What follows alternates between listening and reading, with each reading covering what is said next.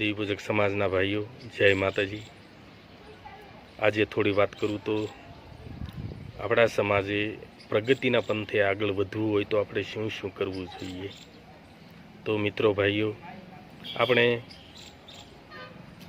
ઘણા બધા એવા ખર્ચ હોય છે કે આપણે તેના ઉપર સૌએ મળીને નિયંત્રણ લાવવાની જરૂર છે। માનો કે આપણા સમાજમાં લગ્ન પ્રસંગો થાય છે, એમાં ઘણા બધા રૂપિયાનો ધુવાડો થઈ જાય છે। ત્યારબાદ માતાજીના માંડવાઓ થાય છે, એમાં પણ ઘણો બધો રૂપિયાનો ધુવાડો થઈ જાય છે।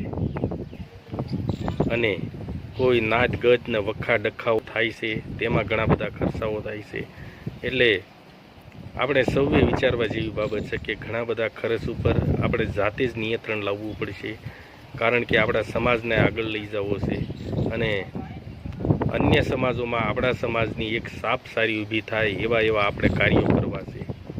માનો કે શિક્ષણના કાર્યો છે, કોઈ અતિશય દુખિયારું છે, કોઈ ગરીબ છે, એને કોઈ મદદ સહાય કરવામાં આવે, કોઈ દવાખાનાના ખર્ચા ઉઠાવી નથી શકતા એવાને મદદ કરવામાં આવે, તો આ બાબતે આપણા સમાજના સમાજ સેવકોએ વિચારવું જોઈએ, જેથી કરી આપણો સમાજ સક્ષમ રીતે બની અને આગળ વધી શકે।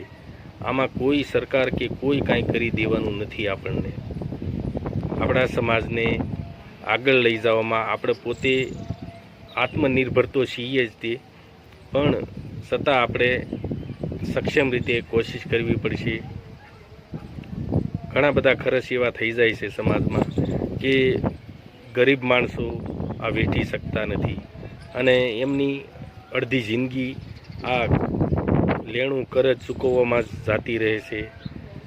એટલા માટે આપણે થોડુંક કોઈ પણ ખર્ચો હોય એના ઉપર નિયંત્રણ કરવું પડશે। સમાજમાં પાર્ટી માણસો હશે, બરાબર, કાર્યોમાં ઘણો બધો ખર્ચો કરે છે, પણ આખા સમાજે વેઠવો પડે છે। એટલે સમાજની અંદર ગરીબો છે, પૈસાદાર છે, બધા હશે, પણ આપણા સમાજ માટે આપણે પોતે સક્ષમ બનવું પડશે અને નાના મોટા ગરીબનો દરેકનો વિચાર કરવો પડશે। તો આપણા સમાજના લગ્ન પ્રસંગો થાય છે, અથવા માતાજીના માંડવાઓ થાય છે, અથવા કોઈ નાચગતના વખા ડખાઓ થાય છે, તો તેના માટે આપણે પોતે જવાબદાર છીએ।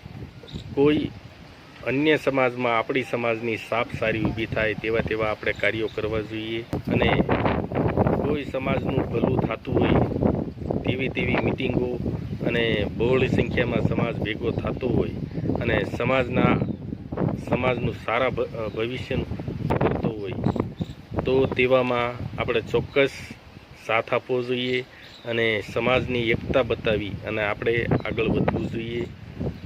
તો જય માતાજી, જય દેવીપૂજક સમાજ।